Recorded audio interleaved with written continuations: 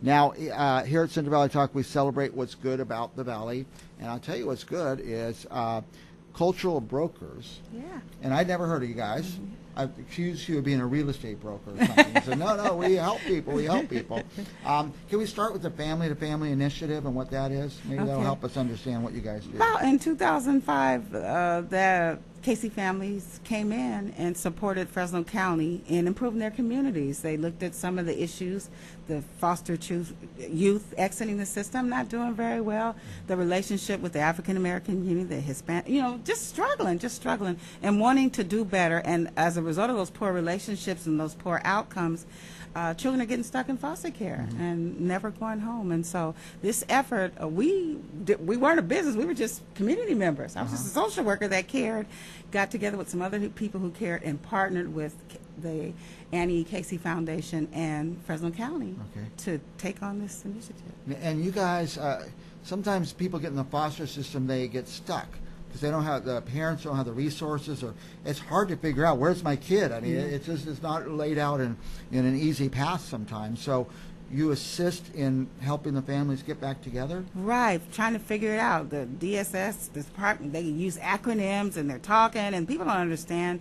And it's a difficult time, suffering from addictions and your mind's not real clear, and they're trying to tell you, we took your kids and you got to do this, you got to do that. People just don't understand, and so they need help. So this helps not only the family to understand the agency, but the agency to understand the family. Right. Kind of a in between that. Brokering, engagement, I have see. a better relationship. You're a broker between the agency and the family out in the community. I understand now. Cultural brokers. Yeah. And how long have you guys been around? We started in 2010 with our first formal contract. So that's a long time. 7 years you've been at it. Yeah. Now, sometimes the parent's gone. They're off in jail in the middle of the night. They don't come home. The kids say, where's my parent? They're in jail. And the county comes and picks them up, child welfare or something, picks them up, snatches them up. Parent gets out of jail. Where's my kid? Right. Where do you even start? Yeah, that's it. Do they start by calling you? Or? Yeah, they'll call the department. We connect with them and try to help them understand what's going on, find out what they need to do. And we have a real cogent conversation about, look, your behavior, it's gotten you at this place. And there's a fallout from that. What do you need to do? There is hope. You can turn this thing around. And so get them moving in the right direction. Now, is it easy? Let's say parents in jail, they take the kids away. 3 days later, the parents out. Do they just call and say, "Bring my kids back," or is it a process? Oh no, and that's what. And the other thing they have to stand is they have to be honest about what's really wrong. If I have an addiction, if I'm struggling, I can't. My temper. I just haven't. I have trauma in my own life. I never learned how to solve problems. Right. Effectively. Yeah, they don't. Yeah. Funny, I see parents go through the adoption. They put them through so many things before they could adopt a kid. But anybody else can just go have a kid. There's no training. There's no classes. That's right. So part of it is they just haven't learned how to be. And a lot of them are kids themselves. Right. Having kids. And that's a lot of what we do. A lot of our services are parenting classes, helping them understand themselves, support groups, speaking to other parents that lost their kids that were able to successfully come back. That's hope. When you can see, and you're in the throes of your addiction, and you don't understand, and you're thinking, oh my God, I'm just a horrible person, there's hope. And there's, if they are in an addiction, there's a way to get past that. You're not going to get your kids back until you get past it, right? Generally. That's right. You got to be safe. Yeah. You have to be safe. Now, what about financial considerations for these parents? I mean, some of them are struggling. Are there? Do you help them find resources? Right. Connect them to. That's a lot of our work is connection to resources. Finding out because many of them, if their income is from assistance, government assistance, you lose that when you lose your children. So now what? How do I do that? And then how do you get the services that you need? So helping to find the right resources and support, like the program that spoke earlier, so that you can address those issues so you can be a safe and healthy parent. Now, a lot of people think that we just look to government for all these solutions. The government can solve all of our problems, but you're not the government. Right. You're people in the community who saw a need, and you stepped forward and you said, we're going to fill this need. And you're not made of money, I would imagine. Like, I have so much money, I'm just going to help people. So you need to raise money to do this. Definitely. And you have a fundraiser coming up. Yes, we do. We've been so honored to have Jeanette Harris, who's a wonderful jazz saxophonist, and she's going to be in concert with us on a Saturday, August the 26th at the Garza home. And it's going to be awesome. Great food, great fun. You'll hear from families, you'll hear from parents that have went through this thing, and you get an understanding of the work we do, plus great music and food. Okay.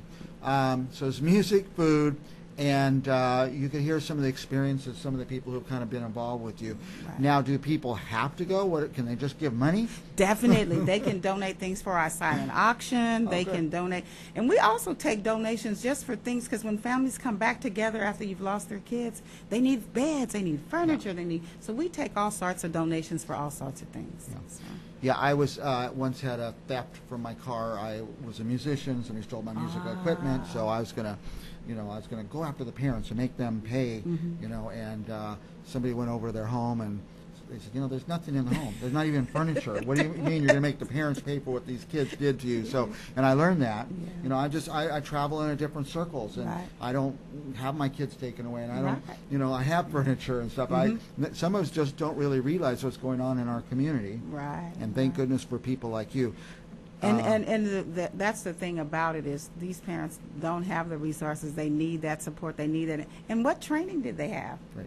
What did they learn? Yeah, most So, none. and then the harm that it does, because they're raising their kids in the same way. So that's, you got to have this level of support, get in people to understand, hey, this is way different than I know anything about. How do we support them? And this is the way to do that.